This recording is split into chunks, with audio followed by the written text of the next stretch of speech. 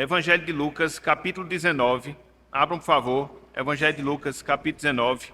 A gente vai ler a título de leitura devocional, e pelo menos no primeiro ponto a gente vai explorar mais esse texto. Capítulo 19, versículo 1 até o versículo 10. É um texto conhecido, ele fala da conversão de Zaqueu.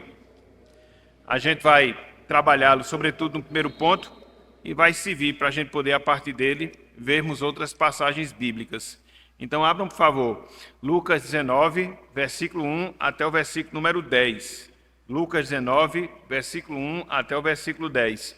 E o texto que a gente vai recitar na apresentação da nossa classe está dentro desse texto também. É o versículo 10, Lucas 19, 10. Então, fica tudo aí, fica mais fácil da gente manusear e também da gente encontrar.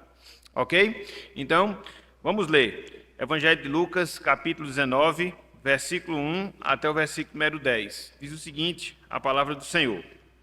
Entrando em Jericó, atravessava Jesus a cidade. Eis que um homem chamado Zaqueu, maioral dos publicanos e rico, procurava ver quem era Jesus, mas não podia, por causa da multidão, por ser ele de pequena estatura.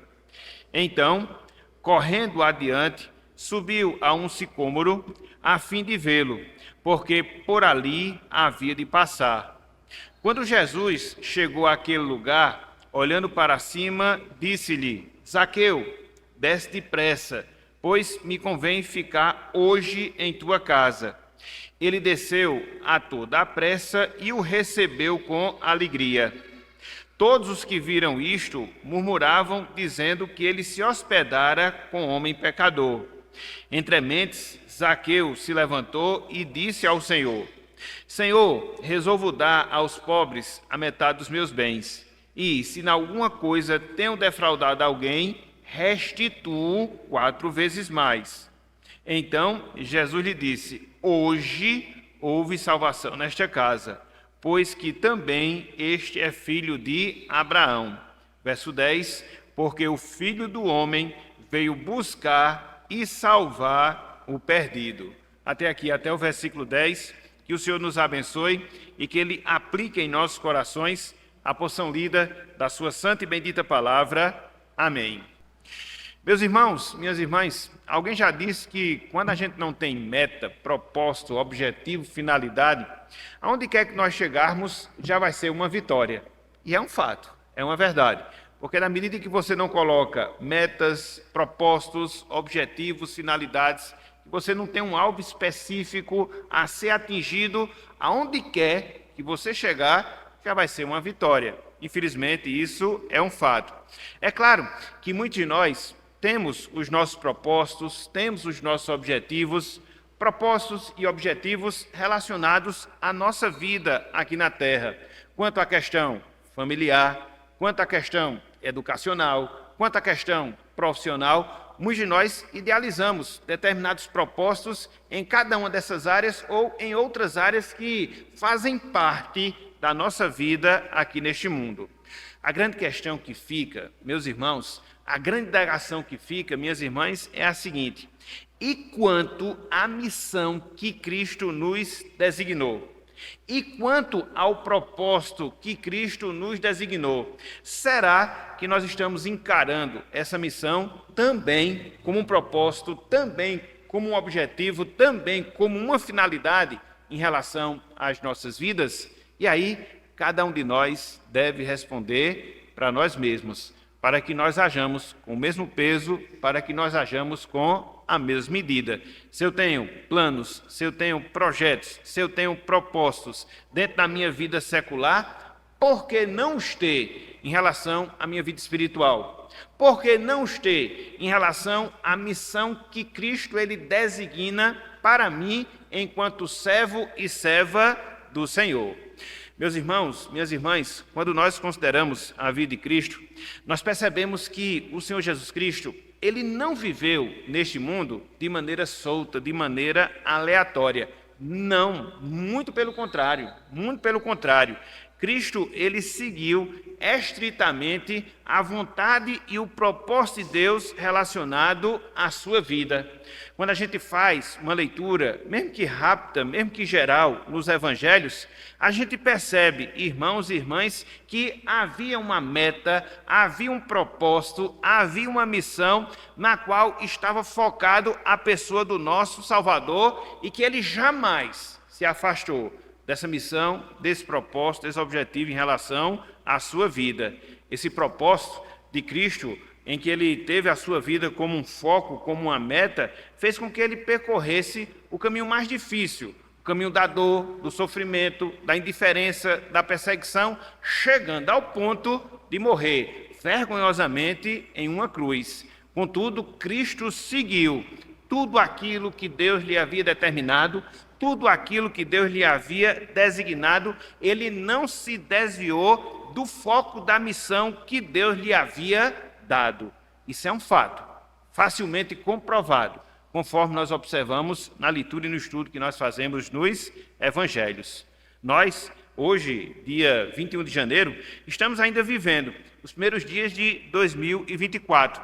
E ainda há tempo, meus irmãos, ainda há tempo, minhas irmãs, de nós determinarmos as nossas metas, os nossos objetivos, as nossas finalidades espirituais.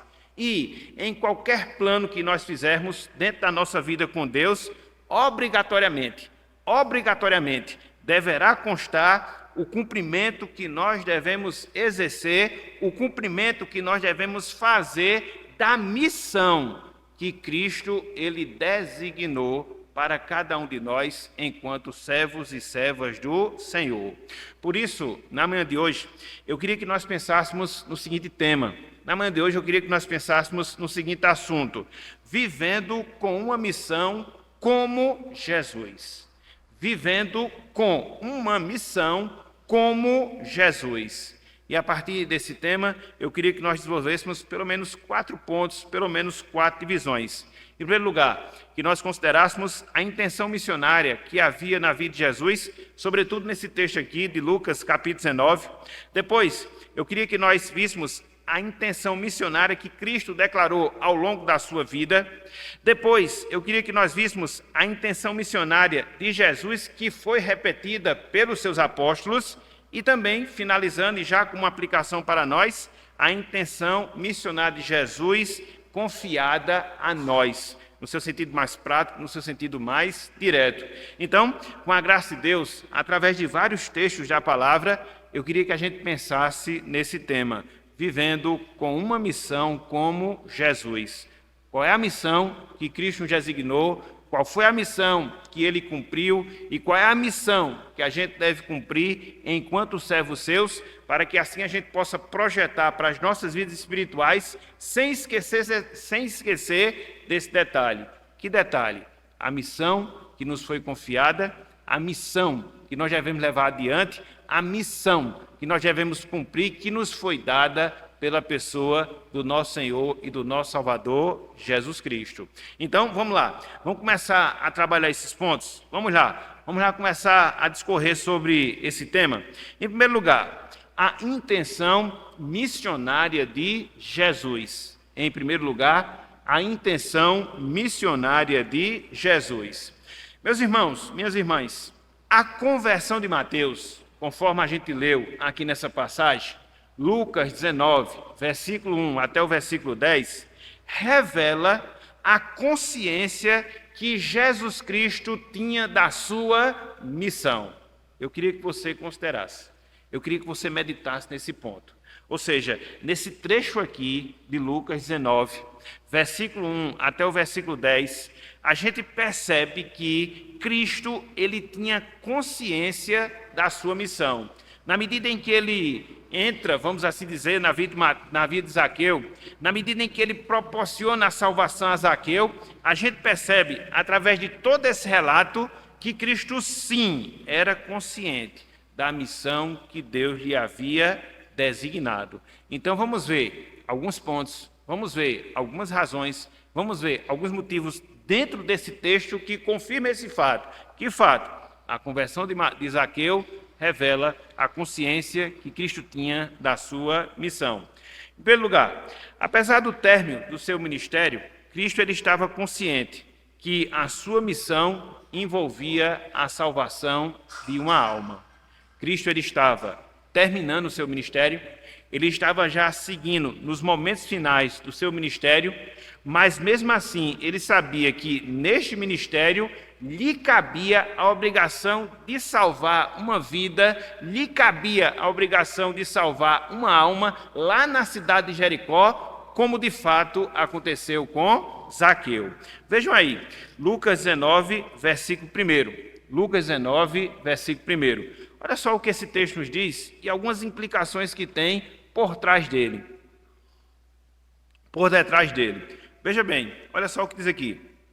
Entrando em Jericó, atravessava Jesus a cidade. Cristo ele estava aqui, meus irmãos. Cristo ele estava aqui, minhas irmãs, empreendendo a sua última viagem à cidade de Jerusalém.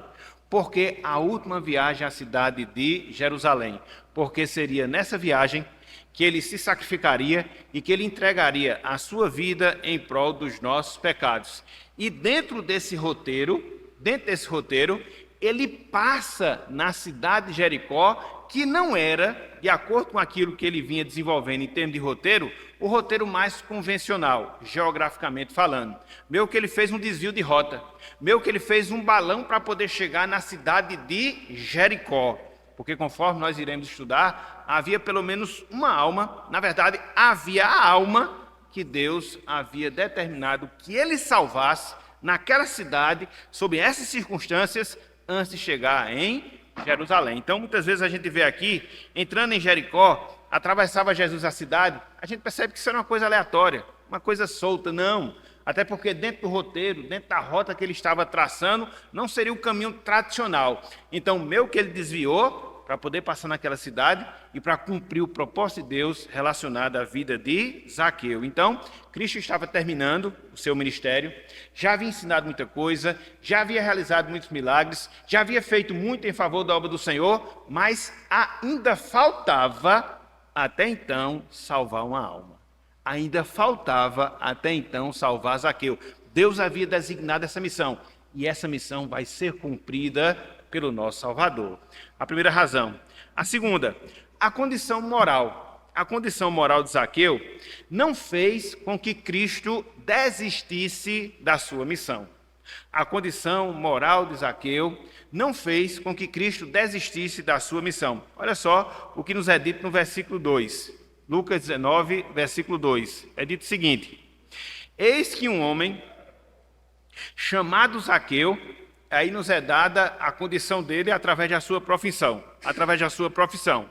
Maioral dos publicanos e rico. Sexta-feira, até a gente falou aqui, na nossa introdução, dentro da reunião de oração, acerca da condição dos publicanos, que eram os cobradores de impostos no tempo do Senhor Jesus. Fiscais, vamos assim dizer. Fiscais de tributos. Porque era uma classe que, por um lado, dava muitas condições financeiras favoráveis, porque todo publicano, automaticamente, ele era rico.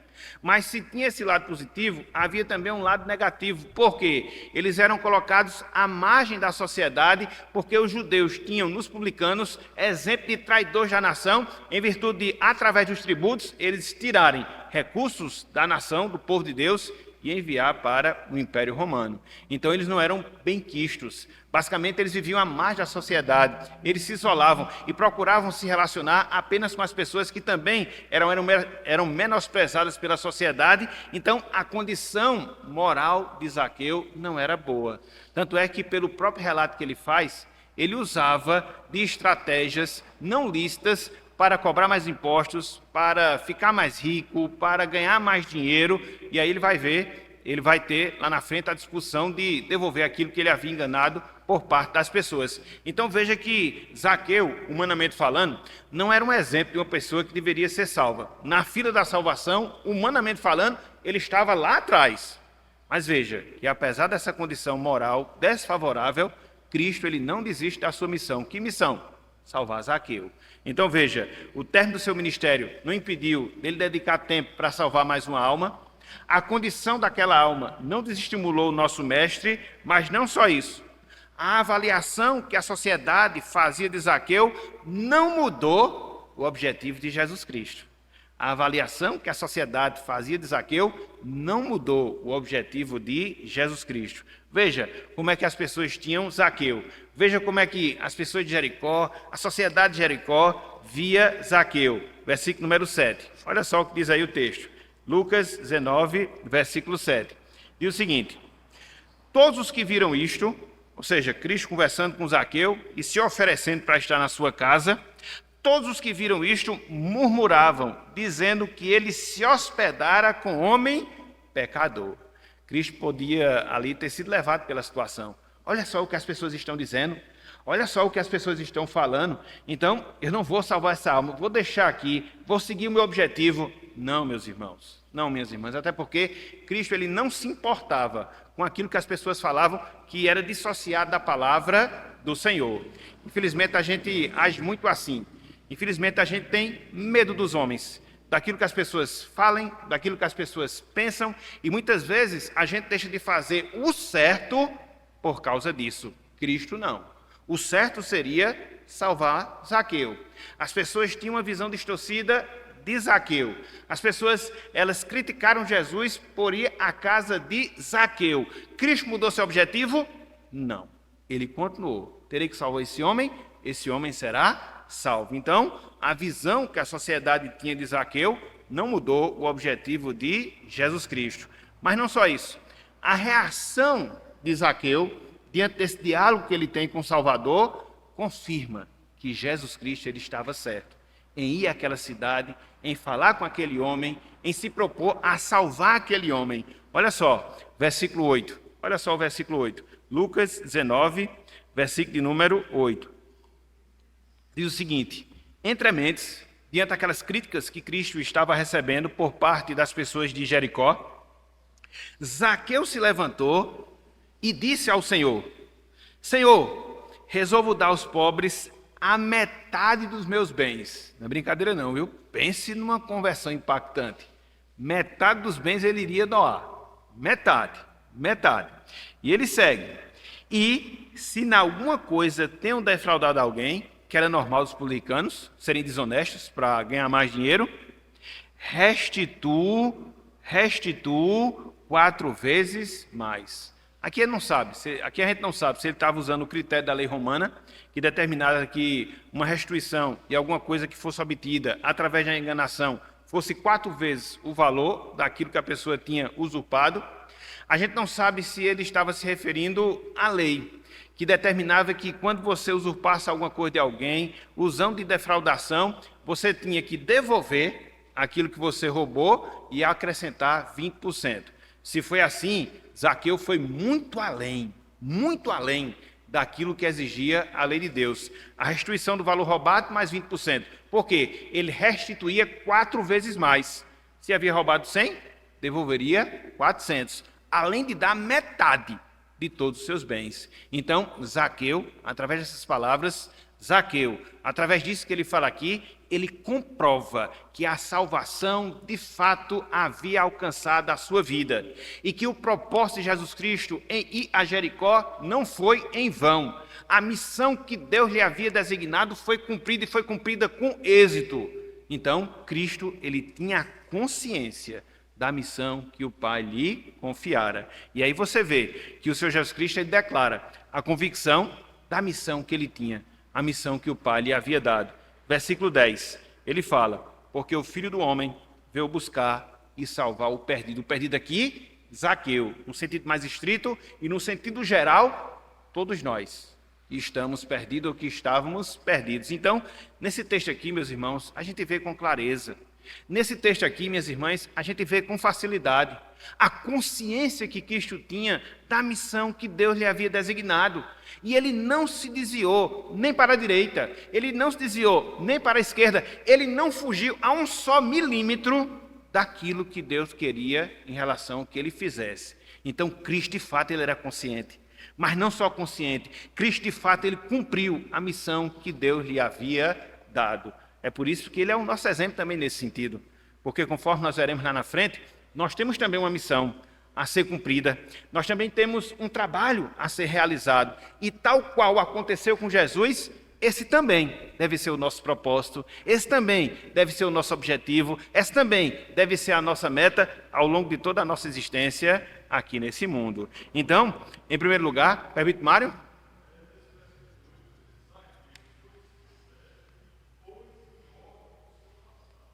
Isso.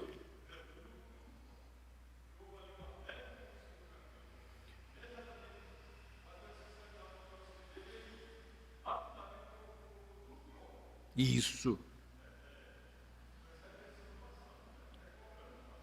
Exatamente.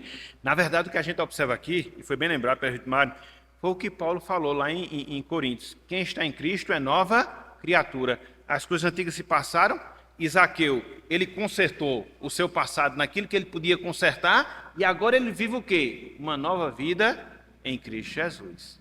Porque, infelizmente, há determinadas coisas que a gente faz antes da conversão que não há mais como a gente corrigir. Por exemplo, um filho fora do casamento, não tem mais como você corrigir. Você vai ter que conviver com isso. Você tem que pedir a graça de Deus em favor disso, seguir a sua vida dentro dessa nova realidade. Mas coisas que você faz, que você pode corrigir, no caso aqui Zaqueu, ou algum problema de relacionamento que porventura você tenha com outra pessoa, você corrige. Mas foi como o prefeito Mário falou, ele estava vivendo essa novidade de vida, corrigindo aquilo que ele podia do passado e vivendo o presente. Qual o presente dele? Jesus Cristo. Exatamente. Reparando, se usava a lei, indo muito mais do que a lei do Antigo Testamento. Se usava o padrão romano, cumprindo literalmente o padrão romano. De uma forma ou de outra, ele seguiu estritamente aquilo que se exigia dele, ser na lei humana, ser na lei divina. Ok? Algo mais, Mário? Muito bem. Então, em primeiro lugar, o que é que a gente observa? A intenção missionária de Jesus sendo claramente exemplificada na conversão de Zaqueu. Mas não só isso. Em segundo lugar, a intenção missionária declarada por Jesus. A intenção missionária declarada por Jesus. Meus irmãos, minhas irmãs, a vida, o caráter de Jesus apontam para um homem realizando uma missão. É interessante porque às vezes as pessoas têm várias visões em relação a Jesus Cristo. Como um bom homem, de fato ele foi. Como Deus aqui na terra, de fato ele foi. Como um bom mestre, não há a menor dúvida que isso aconteceu.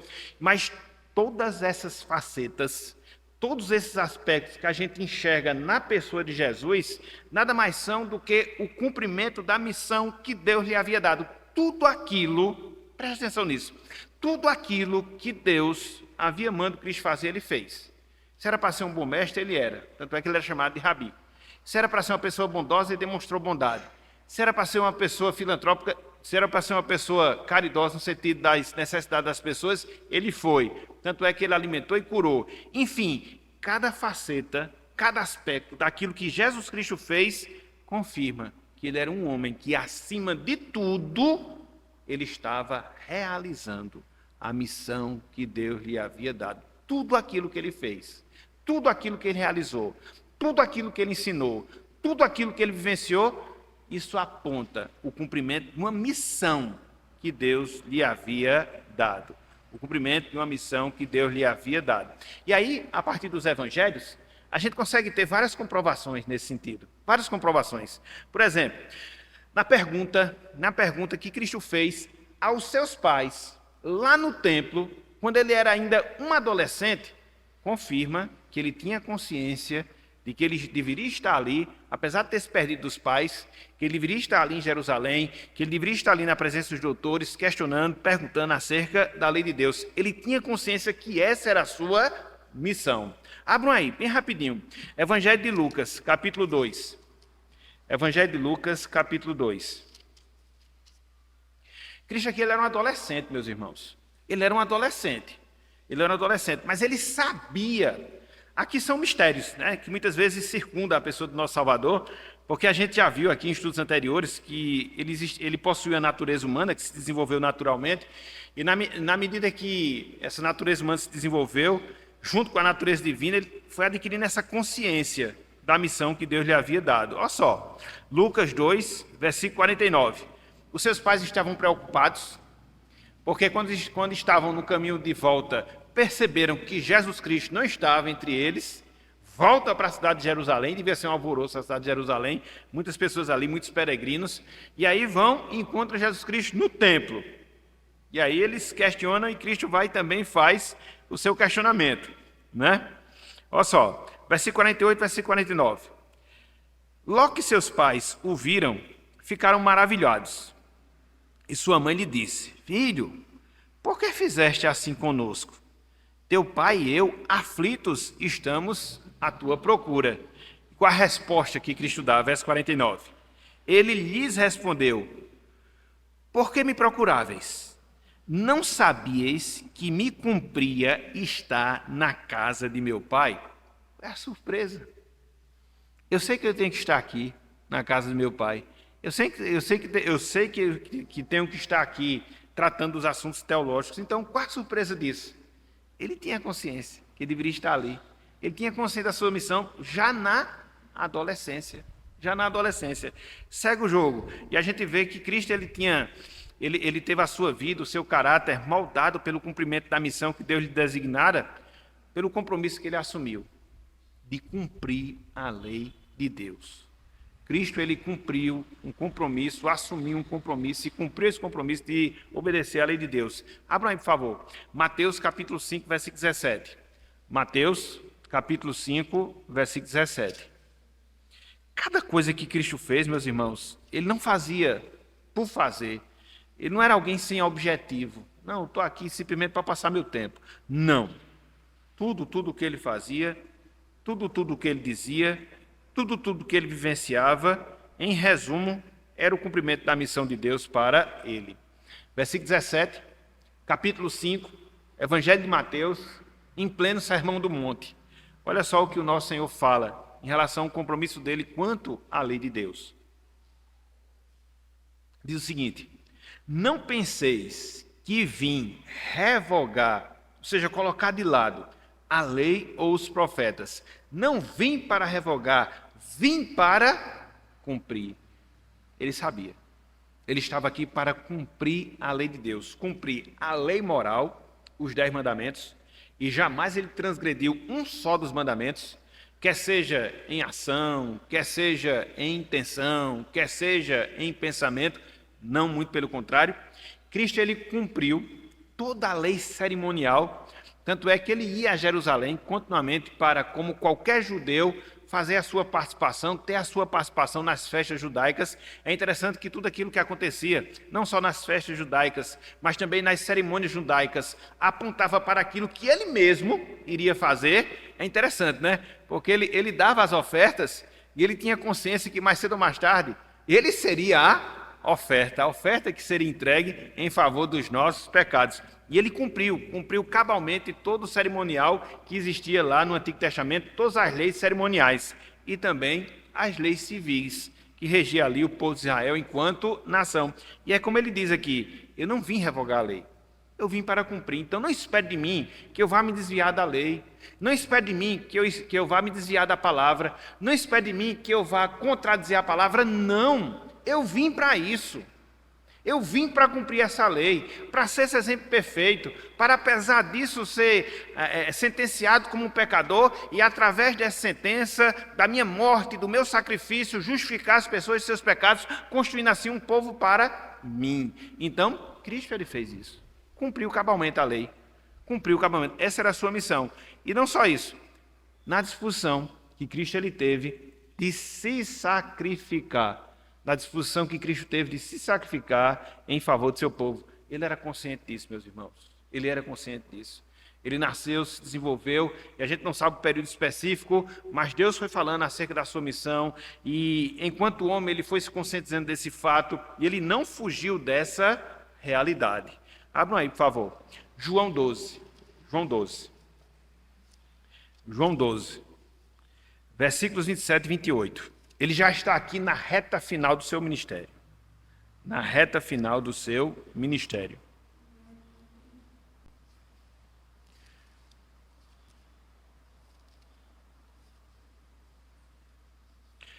E aí, os gregos querem lhe ver, ele aproveita essa deixa e fala um pouco mais da sua missão. Sua missão era o quê? Morrer. Era por isso que lá em Lucas 10, 19, 10 ele disse: eu vim para buscar e salvar o perdido. Não haveria condições de salvar perdido sem que ele morresse. Ele tinha consciência, ele teria que morrer. A cruz era uma parada obrigatória durante a sua existência. Ele tinha que ir para lá de todo jeito, de todo jeito. Olha só o que ele fala, verso 27, versículo 28, diz o seguinte, agora está angustiada a minha alma. E que direi eu? Pai, salva-me desta hora? Mais precisamente, com este propósito, vim para esta hora. Então ele estava angustiado. E aí ele fica perguntando, eu vou orar a Deus para me salvar dessa hora? Não. Por quê? Foi para isso que eu vim. O script está sendo seguido. Eu não posso desviar desse foco, entendeu? Estou angustiado, sim. Estou triste, sim. Mas foi para essa finalidade que eu vim. Porque nem sempre, meus irmãos, e a gente deve aprender isso. Nem sempre. A vontade de Deus, ela vai ser aprazível para nós. Muitas vezes, cumprir a vontade de Deus significará para nós viver angústia. Cumprir a vontade de Deus, muitas vezes, vai significar para nós renúncia. Cumprir a vontade de Deus, muitas vezes, gerará tristeza na nossa vida em relação à nossa carne. E a gente tem que vencer tudo isso, porque não dá para viver no mundo de maravilhas. A vida é real e ela tem o seu preço. Então, muitas vezes, cumprir a vontade de Deus é dolorido. Cumprir a vontade de Deus é sacrificial. Cumprir a vontade de Deus é difícil. Mas não são essas coisas que devem justificar a nossa falta de cumprimento àquilo que Deus ele requer de cada um de nós. Veja aqui o exemplo de Jesus Cristo. Humanamente falando, a sua alma estava angustiada, estava triste. Ele tinha consciência da via crucis pela qual ele passaria, da humilhação, da violência, da dor, acima de tudo, de perder a comunhão com o Pai durante alguns momentos, e ele tinha consciência de tudo isso. Mas ele disse, foi com esse motivo que eu vim, então eu vou mudar a minha rota? Eu vou desviar o meu caminho? Não, eu vou seguir junto a este caminho. E é interessante, né? Abrindo aqui um parênteses, que ao longo da vida de Jesus Cristo, não foram poucos os momentos em que se tentou desviá-lo da rota, pelo menos 2, pelo menos 3 instantes. Por exemplo, quando a gente vê o nascimento de Jesus Cristo, a morte das crianças recém-nascidas ali, era uma forma que o diabo havia colocado para quê? Evitar que Cristo fosse à cruz. Quando você chega lá em Mateus capítulo 16, acontece a mesma coisa. Pedro, que era um dos apóstolos do Senhor, estava desestimulando Cristo e a cruz. Não, Senhor, isso de maneira nenhuma te acontecerá. Cristo chega e diz, arreda Satanás. E aí quando você chega lá e vê Cristo crucificado, as pessoas dizendo, se és filho de Deus, desce, desce, desce, desce. Então veja que ao longo da sua vida, não foram poucas as circunstâncias que tentaram Jesus desviar da rota dele. Ele não mudou. Eu tenho que morrer aqui, eu vou morrer. Eu tenho que fazer isso. E assim ele fez. Ok? Versículo 28. Olha só o que ele diz. Pai, glorifica o teu nome. Então veio uma voz do céu. Eu o glorificarei e ainda o glorificarei. Meus irmãos, é isso que nos anima a fazer a vontade do Senhor. Mesmo que a vontade de Deus, muitas vezes, vá de encontro à nossa vontade. Mesmo que a vontade, muitas vezes, de Deus nos entristeça, nos abata, nos deixe angustiado, é saber que, acima de tudo, Deus estará sendo glorificado. Isso é que deve nos estimular. De sermos consolados, como Cristo foi aqui, com a voz do Senhor, mostrando que, apesar da dor, estamos fazendo o que é certo. Apesar do sofrimento, estamos fazendo aquilo que é agradável a Deus. E é isso que deve importar para nós. Não é nos agradarmos, nem tampouco agradarmos as outras pessoas, mas o nosso objetivo específico de vida é agradar a Deus. É isso que faz diferença na nossa vida. E esse é o nosso grande desafio ao longo da nossa peregrinação aqui neste mundo.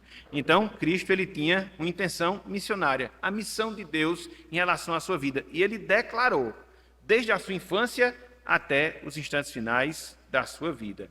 Então você vê a intenção missionária ali na conversão de Zaqueu.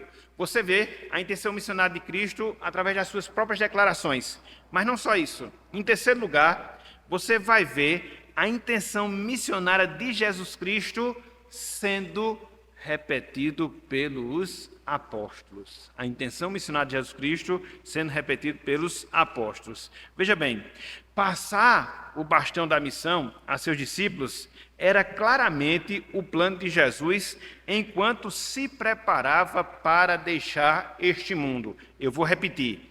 Passar o bastão da missão a seus discípulos era claramente o plano de Jesus enquanto se preparava para deixar este mundo. Aqui, meus irmãos, eu acho uma coisa fantástica, fantástica. E aqui tem até uma indicação de livro. O Plano Mestre de Evangelismo de Kuhlman. Ele fala muito bem acerca disso. O que é que ele está falando? O que é que a gente quer destacar aqui nesse ponto? Cristo ele tinha uma missão. Qual era a sua missão? Fundamentalmente falando, ir à cruz e morrer em favor dos nossos pecados. Mas ele sabia, uma vez que ele morresse, ele iria ressuscitar, ele iria ascender aos céus, ele iria ser entronizado à direita de Deus. E quem é que continuaria a sua obra aqui nesta terra? A sua obra teria que ser continuada. E o que foi que ele fez? Paralelamente a isso, ele preparou os discípulos para que os discípulos seguissem adiante e dessem continuidade à sua obra, razão pela qual estamos aqui hoje pela manhã. Porque se os discípulos tivessem se desviado do foco, se os discípulos não tivessem encarado com responsabilidade o chamado de Jesus Cristo, se os discípulos tivessem voltado para as suas vidas normais, hoje nós estaríamos perdidos, porque o Evangelho não chegaria jamais a cada um de nós conforme já chegou. Então, Cristo ele fez isso, ele sabia que ele iria morrer, iria ressuscitar, iria ascender aos céus, iria estar à direita do Pai, mas a sua obra deveria ser seguida pelos seus discípulos, e ele preparou os discípulos com essa finalidade. Ele preparou ao longo do seu ministério. Isso aqui é que eu acho fantástico, fantástico. Olhem só, por exemplo, na oração sacerdotal, João 17, oração sacerdotal. Ele ora a sua grande e última oração, e dentro dessa oração que ele faz a Deus, essa grande e última oração, ele já está ali, destacando esse ponto. Que ponto? Os seus seguidores, os seus discípulos, seguiriam adiante a obra que ele começou. João 17, 18. João 17, 18. Ele está orando, pedindo por unidade, ele está orando, pedindo por, glorificando o nome do Senhor. E dentro dessa oração, olha só esse ponto que ele coloca aqui. Versículo 18. João 17, versículo 18. João 17, 18. Ele ora e diz, né? 17. Santifica-os na verdade, a tua palavra é a verdade. Aí agora, ó. Assim como tu me enviaste ao mundo, Deus havia enviado Jesus Cristo ao mundo para cumprir a sua missão de redenção, para cumprir a sua missão de pregação do Evangelho, mas também para cumprir a sua missão de preparar outros discípulos. Ele vai e diz, também eu os enviei ao mundo. Os enviei quem? Os discípulos, meus irmãos. No caso aqui, os 11, porque Judas já tinha ido embora. Paulo depois iria agregar aí a esse grupo. Mas, por extensão, todos nós que somos discípulos de Jesus, somos enviados para cumprir a missão que ele nos designou. Olha só, acerca disso, João 20, quando Cristo ele ressurge e aparece aos discípulos. João 20, versículo 21. Olha só. 20 e 21. Ele mostra que ele havia ressuscitado e comprova a sua ressurreição quando ele apresenta os cravos aos seus discípulos. Olha só o que diz. E dizendo isto, lhe mostrou as mãos e o lado, que foi cortado. Alegraram-se, portanto, os discípulos ao verem Jesus. Ele venceu a morte. Ele triunfou sobre a morte. Olha só que privilégio. Mas aí Cristo vai aproveitar deste e diz, versículo 21. Disse-lhes, pois, Jesus, outra vez, Pai seja convosco. Assim como o Pai me enviou, eu também vos envio. Da mesma forma que Cristo foi enviado, nós somos enviados, meus irmãos. Nós somos enviados, minhas irmãs. Nós temos esse ministério a ser cumprido. Cristo nos deixou. E aí ele deixa isso mais claro quando vai ascender aos céus. Atos 1, versículo 18. Está tudo na sequência, né? Desculpa. Atos 1, versículo 8. Atos 1, versículo 8.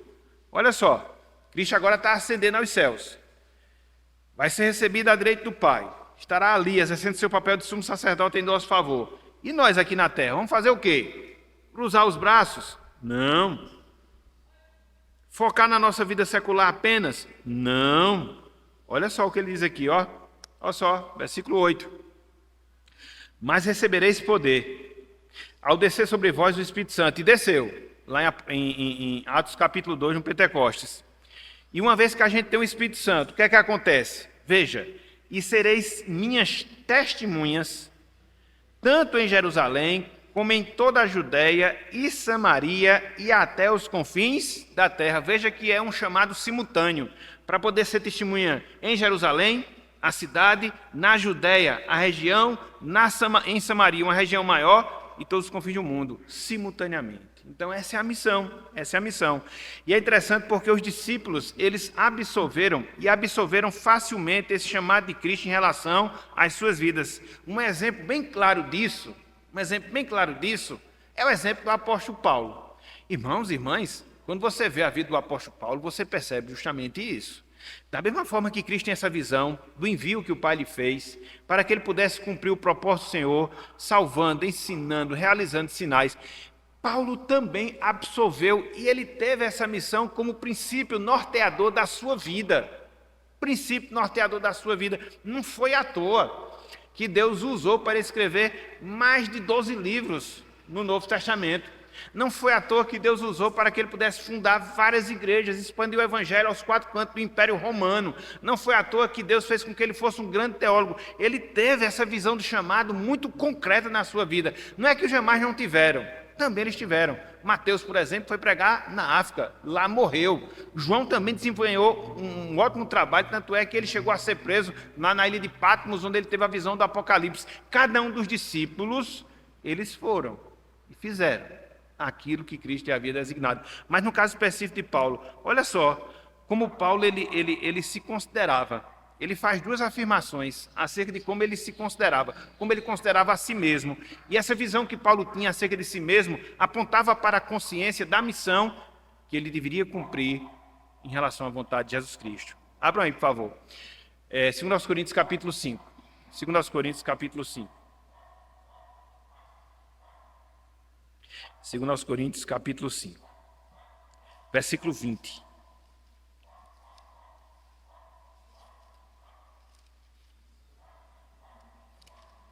Isso, Reginaldo, era assim que ele se via.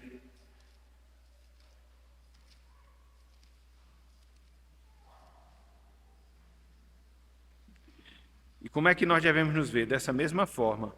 Olha só, 2 Coríntios 5, 20. 2 Coríntios 5, versículo 20.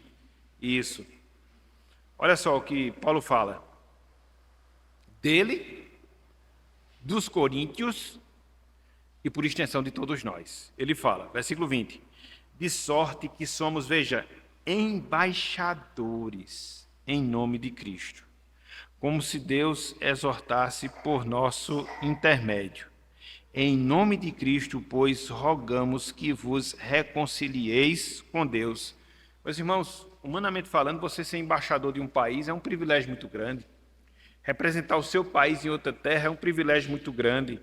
E a gente tem esse mesmo privilégio em termos espirituais, porque somos representantes dos céus aqui na terra. Somos representantes do reino de Deus aqui neste mundo. Por isso Paulo diz que nós somos embaixadores de Cristo. Eu me lembro agora de uma situação que Spurgeon, grande pregador batista, ele vivenciou, ainda no tempo que ele estava ensinando no seminário. Os alunos estavam ali, fazendo menção, comentando acerca da escolha do embaixador da Inglaterra, e Spurgeon olhou para os alunos e disse, não fiquem admirados com isso, porque o embaixador, ele é embaixador das coisas humanas, terrenas. Fiquem admirados com o fato de vocês serem embaixadores das verdades de Deus. Isso sim é que deve alegrar as suas vidas, e nós temos esse privilégio. Somos embaixadores de Deus aqui neste mundo. Devemos chamar as pessoas ao arrependimento. Devemos pregar o evangelho para elas, para que assim elas possam se apossar da salvação, assim como Deus nos concedeu a sua salvação. Então Paulo se via como quem? Como um embaixador, um representante de Jesus Cristo, o Reino de Deus, aqui neste mundo. Mas não só isso. Voltem aí, uma carta. 1 Coríntios capítulo 9. 1 Coríntios capítulo 9, versículo 16. Isso aqui, meus irmãos, É algo pesado que Paulo fala. Às vezes a gente faz tão pouquinho, né? Tanto é que tem alguns que dizem, eu já trabalhei muito, agora eu vou descansar. Meu irmão, minha irmã, não existe descanso. O seu descanso está no céu. Você tem que trabalhar para o Senhor, fazer a sua obra até o último instante da sua vida. A gente vai descansar a eternidade. Até lá não. Até lá não, entendeu? Veja como é que Paulo se via. 1 Coríntios 9,16. Ele diz, se anuncio o evangelho, não tenho de que me gloriar, ficar soberbo e ficar exaltado. Não. Por quê? Ele explica. Porque sobre mim pesa essa obrigação. Somos obrigados a pregar o evangelho. Se nós não fazemos, nós estamos incorrendo em pecado. Agora, que é uma obrigação, não é opção, é obrigação. E Paulo complementa, porque ai de mim se não pregar o evangelho. Irmãos, irmãs, o Senhor Jesus Cristo nos disse que a quem muito é dado, muito será. Os irmãos estão com medo de falar para não se auto-incriminarem, né? Mas Cristo disse que a quem muito é dado, muito será cobrado. Então, se Deus dá muito conhecimento da palavra para você, se Deus dá muito entendimento da palavra para você, se Deus lhe dá oportunidades para pregar o evangelho, Ele vai cobrar de você as almas que você teve a oportunidade de fazer ou falar alguma coisa e você não fez. Ele vai cobrar de você. Isso aqui não... Hã? Sim. Que o que pega no horário não pode... atrás, entendeu? Então, isso aqui não significa dizer que você vai perder a salvação. Não, ninguém perde a salvação. Em relação a isso aí, principalmente. Mas que a gente vai perder, meus irmãos, sim, de ganhar galardão. Aí você diz, não, mas eu já estou satisfeito com o meu plano de salvação, com o pacote da salvação, para mim não me interessa ganhar galardão. Bem, eu não sei, cada um vai responder por si mesmo. Mas nós somos obrigados. E ai de nós se nós não fizermos, porque Deus vai cobrar. Como cobrou de Jonas, não de Jonatas, mas cobrou de Jonas. Quis fugir, Deus tratou com ele, jogou dentro da boca do peixe, e ele saiu de lá para falar a palavra, porque essa era a sua missão, ele não pôde fugir. Deus vai atrás da gente, meus irmãos. Deus, ele vai. Mas vai mesmo, entendeu? E de um jeito ou de outro, ele nos puxa. Então, Paulo diz aqui, ai de mim, se não pregar o evangelho. Então, pois não.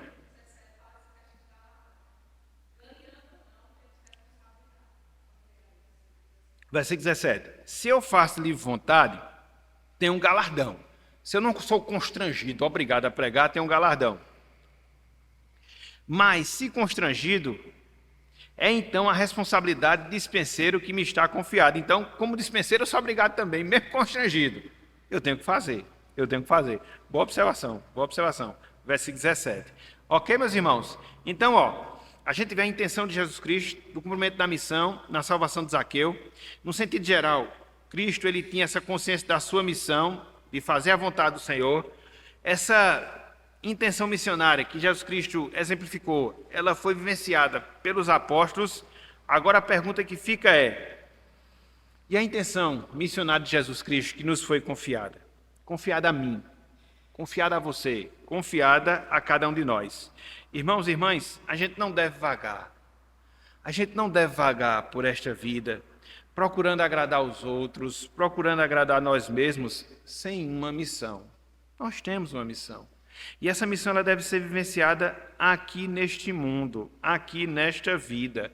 Deus nos salvou para cumprir essa missão. Deus nos salvou para cumprir esse objetivo. Você pode dizer, mas e as minhas funções? A minha função enquanto profissional, a minha função enquanto pai de família, a minha função enquanto filho. Nós temos as nossas funções, temos, e a gente deve desempenhar, porque através delas também nós refletimos a glória de Deus. Mas ela deve vir a reboque da missão principal que Deus me confiou. Então, se Deus me confia o benefício, por exemplo, de entrar numa faculdade, de cursar um curso, seja ele medicina, seja ele administração, seja ele arquitetura, seja como for, que a gente não veja no curso o curso em si mesmo. Se eu vou ser um médico, eu vou ser um médico de Jesus Cristo. agir como cristão, proceder como cristão, para que as pessoas possam ver uma pessoa atuando na área de medicina com o princípio e com a vida de Jesus Cristo. Eu estou trabalhando em favor do Evangelho. Se eu sou um dono de casa, uma dona de casa, um pai, uma mãe de família, de viver a vida comum do lar, tendo em vista os princípios do Evangelho, para que as pessoas possam ver a diferença da minha casa, e assim eu posso ser um pai, uma mãe de família que vive o Evangelho de Cristo, estou testemunhando de Jesus Cristo. Então veja, ambiente de trabalho, veja, situação familiar, deve potencializar a oportunidade de a gente anunciar o Evangelho, nem que seja através das nossas ações. E entender a oportunidade através das nossas palavras. Uma coisa não exclui a outra, uma coisa possibilita a outra. Não sei se deu para perceber a diferença. Então não devo fincar nos meus compromissos, nos objetivos terrenos, como se fosse coisa diferente. Não, eu devo cumprir os meus objetivos terrenos, para que através do cumprimento dos meus objetivos terrenos, Cristo ele venha a ser manifestado. E aí muda completamente o cenário. Se eu estou no ambiente de trabalho, eu estou trabalhando, mas estou sendo uma testemunha de Jesus Cristo. Se eu estou no ambiente familiar, eu estou no ambiente familiar, mas eu estou sendo uma testemunha de Jesus Cristo. Então, onde quer que eu vá, eu estou revelando a Jesus. Essa é a missão. Cristo, quando ele ascende aos céus, ele disse que nós deveríamos fazer discípulos de todas as nações, batizando em nome do Pai, do Filho e do Espírito Santo. Lá em 1 Pedro 2,9, nos é dito que a gente foi chamado das trevas para a maravilhosa luz, a fim de anunciarmos as virtudes de Deus. Então a salvação sempre implica nisso. O que é que a gente deve fazer? Enquanto estamos nessa vida, o que é que nós devemos fazer? Enquanto estamos nessa terra, nós devemos aproveitar as oportunidades. Abram aí, meus irmãos, a gente está se encaminhando para o fim. Colossenses capítulo 4, versículo 5. Tem outras coisas aqui para falar, mas não vai dar tempo não. Colossenses capítulo 4, versículo 5. Pega esse texto, considere esse texto. Pega esse texto, faz desse texto uma regra para a tua vida. Aí você vai ver o quanto Deus vai fazer através de você. Colossenses capítulo 4, versículo 5. Colossenses capítulo 4, versículo 5. Olha só o que Paulo diz aqui, ó. Portai-vos com sabedoria para com os que são de fora. Segunda exortação, aproveitai as oportunidades. Essa expressão aqui é bem interessante, né? No original, o aproveitar aqui significa redimir, significa salvar. As oportunidades aqui, a tradução foi muito exata, não se refere a tempo, mas circunstância. Então, o que é que Paulo está dizendo? Salva as oportunidades que você tem nessa vida, no sentido de fazer com que as suas oportunidades apresente a Jesus Cristo, proclame a Jesus Cristo, anuncie o Evangelho de Jesus Cristo, em todos os momentos que você tiver, numa fila de banco, numa sala de espera, ali de uma clínica esperando um exame, qualquer outra coisa, meus irmãos, qualquer outra coisa. Salve os momentos que Deus lhe der, para que você possa estar falando e vivendo Cristo através da sua vida. Fechando, quer tenhamos consciência ou não, que aceitemos ou não, que assumamos o compromisso ou sejamos negligentes, a missão que nos foi confiada irá permanecer. Isso aí não vai mudar. Não vai mudar. É uma missão sublime de tornar Cristo conhecido e assim fazer com que outros possam achegar-se a Cristo, assim como nós fomos achegados já a Jesus Cristo. Então, meus irmãos, então, minhas irmãs, nos engajemos, nos envolvamos nesse propósito, cumprindo em nossa vida a missão que nos foi graciosamente outorgada. Enfim, aproveitemos a curta vida que Deus nos dá, assumindo os compromissos prioritários que temos com Ele e, a partir disso, cumprir com as obrigações e compromissos impostos por esta vida. Meus irmãos, minhas irmãs, a vida passa rápido. A vida passa rápido. Ultimamente eu estou ficando meio deprimido com essas coisas. Sabe por quê? O tempo está passando e passando rápido demais. Os meninos crescendo e crescendo rápido demais.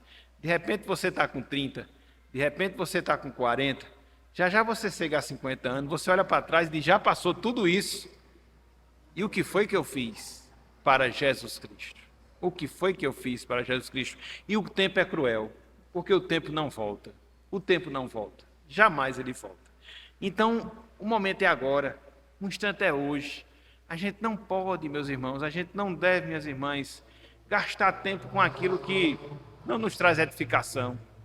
Muito pelo contrário, a gente deve aproveitar as oportunidades que Deus nos dá, a saúde, a disposição, o vigor da juventude para isso, porque já já vai passar, já já vai passar. E a gente vai olhar para trás e vai se perguntar, por que eu não fiz mais?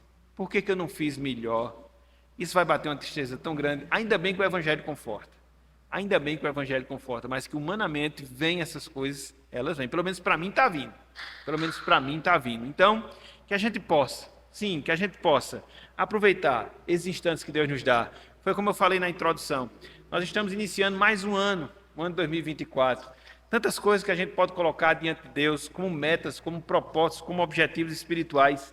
Dentre cada uma dessas coisas, não esqueça de você colocar na sua agenda, de você a colocar como seu propósito, servir a Deus, cumprir a sua missão, trabalhar na sua obra, dentro dos dons, dos talentos, das capacitações que Deus lhe dá, que você dedique, se você não pode dedicar muito tempo, dedique pouco tempo, mas que você dedique, e a somatória dos nossos esforços vai fazer com que o reino de Deus ele siga firme, forte, pujante, e Deus ele vai continuar sendo glorificado na nossa vida e na vida da nossa igreja. Peça a Deus que desperte a sua alma, peça a Deus que lhe tire dessa mornidão espiritual, peça a Deus que lhe estimule para que você possa fazer e não arranjar desculpas, porque nós não temos desculpas diante do Senhor.